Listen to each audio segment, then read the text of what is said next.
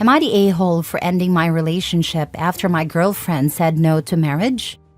I, 41 male, have been dating my ex-girlfriend, 39 female, for nearly 6 years.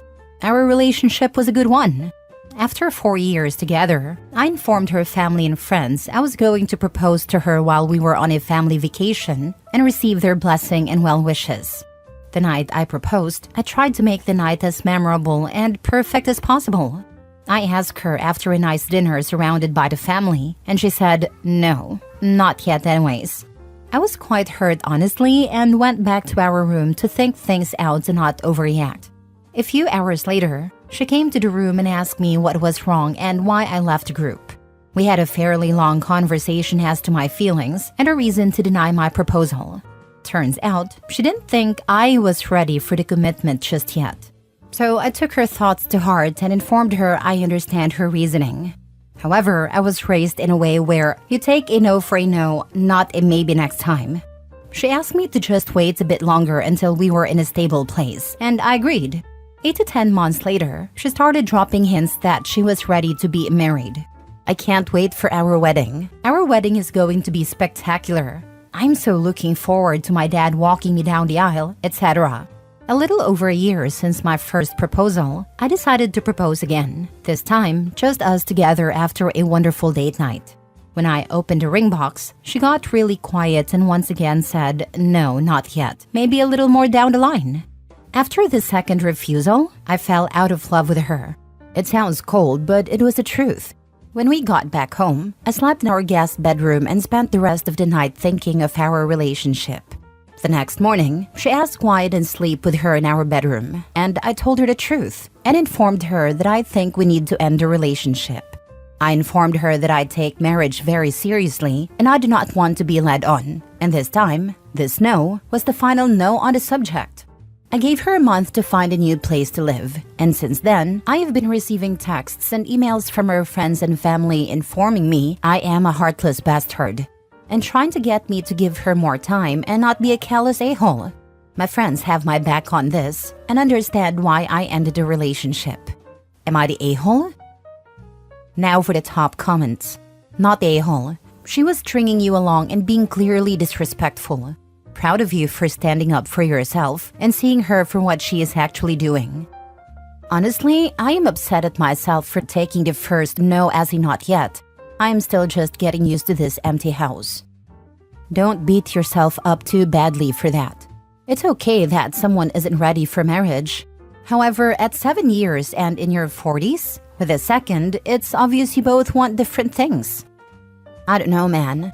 Her reason being that he isn't ready for commitment is just a blatant, you're not good enough to marry. Definitely you should have dropped her. But I can understand why he didn't.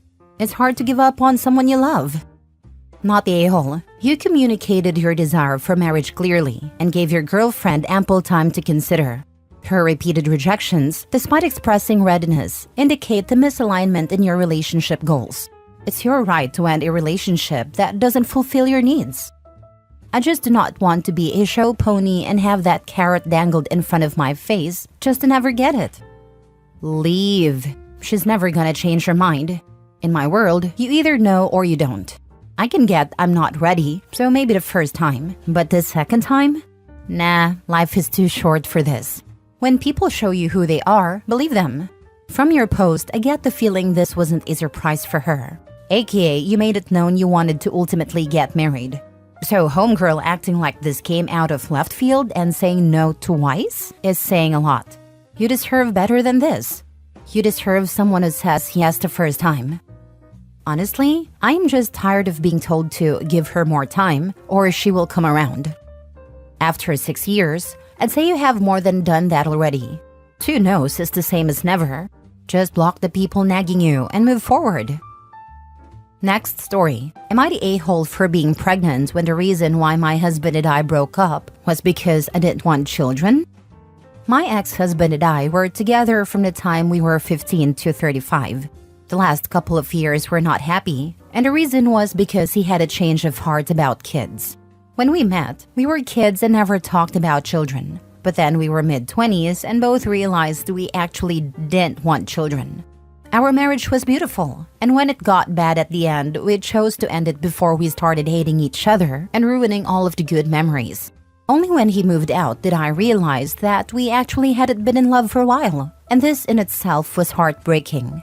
I never knew how heartbreaking it is to fall out of love with someone who was a big part of your life.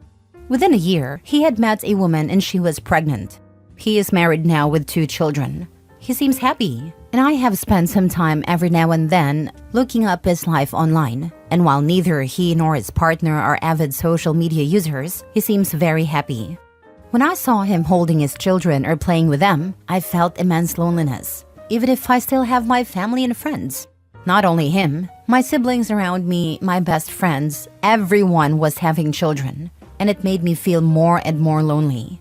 All the people I know have priorities now that aren't us siblings or friends anymore. I felt terrible loneliness all the time. I met my fiancé 3 years ago. I love him very deeply and I am very happy with him. I told him that I wanted a baby and he was very happy about it. Now I am 7 months pregnant, 33 weeks. My ex-husband has heard about it and he is very upset about it. He wants to meet me to talk, and his sister told me that. He is angry that I lied to him, but I swear I didn't lie. I just changed. Our last period together changed me, and so are the years after the divorce. Seeing everyone happy around me, and I am totally lonely. Even my divorced friends had their children to love and care about and seemed content. I never meant to hurt him. I don't even understand why he is hurt either, because he seems to be very happy and his sister told me that he is. Maybe not the a-hole, but I'm not sure being lonely is a good reason for having a child. It is a horrible reason to have a child. Sigh. Please seek individual counseling. Having kids because everyone else around has them is a big mistake. People like you like the idea of kids but don't want to parent. You're not being fair to yourself or this unborn child. You have bigger problems than worrying about what your ex thinks of you. It's a very common phenomenon, and not only in a negative way, which is a reasonable conclusion from this post in my opinion. People see children as something they may want in the future, but as scary and a commitment that they don't know enough about. Then friends or family have children and you spend time with them and learn and realize that it is something that you could do, as well as previously having already considered. It's very normal for friend groups to have children around the same time because that's what is discussed and they have extra insight and support. This is a good point, but I do think it's notable that OP doesn't at any point talk about how she's discovered she really likes spending time with/around her friends and family's kids. Just that she sees how happy they are and that they have something to love and she feels lonely. She also doesn't talk about parenthood, just the having a child, which is thin ice to be relying on when it's 3 a.m. for what seems to be every day since you can remember. And you're being wailed at with feces running down your arms for when they say they hate you, and melt down in public for stopping them running into oncoming traffic. Or when they're teens and absolutely do not want to spend any time with you. Actually, wanting kids is what gets you through all the really hard part and out the other side with both of you relatively unscathed. You're the a-hole for following each other. Say goodbye, let go, move on. Neither of them seem to have actually moved on, they just moved out. They were together for 20 years. A couple years is a very short time, considering they spend most of their lives together. It's not gonna be as easy as just move on. When you tangle other innocent people up in your life, you better have moved the heck on. He's got a whole family now. It's literally not his business anymore as to why she changed her mind, especially considering he changed his mind too. Next story. Am I the a-hole for telling my wife I'm not as excited about the pregnancy since she stopped taking birth control without telling me? So here's the deal. My wife, 31 female, and I, 30 male, have been married for 3 years, and the plan was to wait a bit longer before having kids. We were enjoying our time together, focused on work, and doing the whole travel while we can thing. Kids were on the horizon, just not yet. Well, a couple of months ago, she told me she was pregnant. I was surprised, happy for her, but definitely surprised. When I asked her how it happened, she confessed that she'd gone off birth control without mentioning it, because she felt ready and thought I'd be fine with it once the baby was on the way. To say I was caught off guard is an understatement.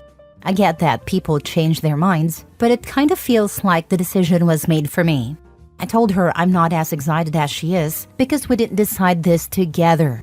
I also said it felt more like her decision than ours, and now she's upset, saying I'm acting distant and cold about the whole thing. I love her, and I'm sure I love the kid, but I feel like I didn't get a say in something pretty major, you know?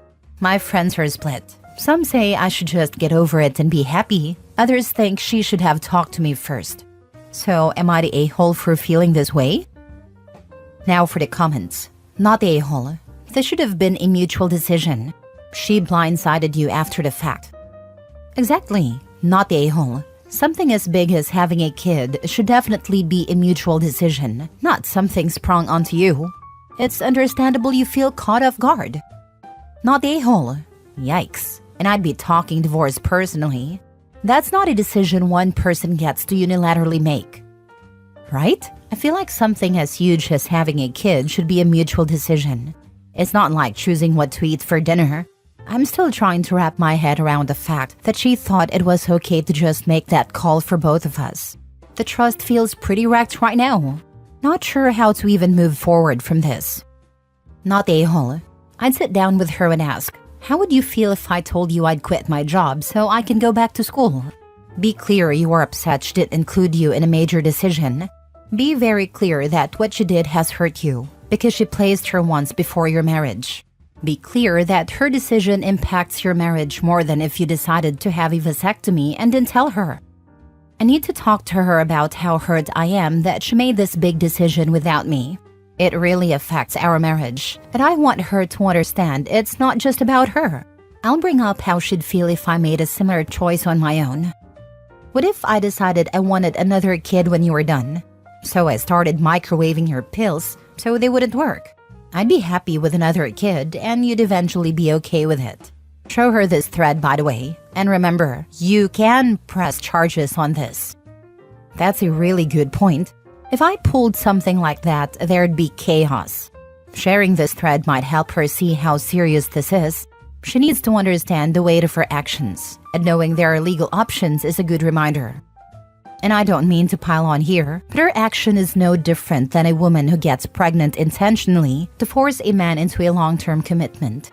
And while societal norms no longer demand he marry her, she's forced him into providing financially for a child he never agreed to father for her own selfish reasons. I hope you're able to work through it, but once trust is gone, it's extremely difficult to re-establish. Not the a-hole. Last story. Am I the a-hole for choosing to attend my sister's wedding instead of visiting my wife's mother's grave on the 3rd death anniversary? My mother-in-law passed away 3 years ago, and every year on the death anniversary, my wife and I go to her grave where we spend hours in remembrance. My wife was very close with her mother. My wife leaves flowers on a grave and sits on a bench for hours, and I do my best to provide support for her and just told her. My sister is going to get married next month, and she wants me to be her man of honor. It didn't really surprise me when she asked me to be her man of honor, since we were always very close growing up, especially since our father was emotionally abusive. We are now no contact with our father. I was very happy for my sister, especially since she found an amazing guy. I was really looking forward to her wedding, but when I got the save the date notice a few months ago, I realized that my sister's wedding was on my mother-in-law's death anniversary. I knew my sister couldn't postpone the wedding because she had booked a very popular wedding venue, and also because that date aligned with a very important date for her. My wife and I had a discussion, and my wife really wanted me to be there with her on the death anniversary, and asked if I could skip the wedding. I was really conflicted, and even spoke to my sister about it. My sister seemed really sad, and I knew how badly she wanted me at the wedding. She was even willing to postpone the wedding to the next available slot for the venue, which was next year, so that I could attend the wedding. However, I realized that this was really unfair to my sister, and I made my decision. I told my wife I would attend my sister's wedding, and that I really sympathize with her, but I have known my sister my whole life, and I wanted to be there for her wedding.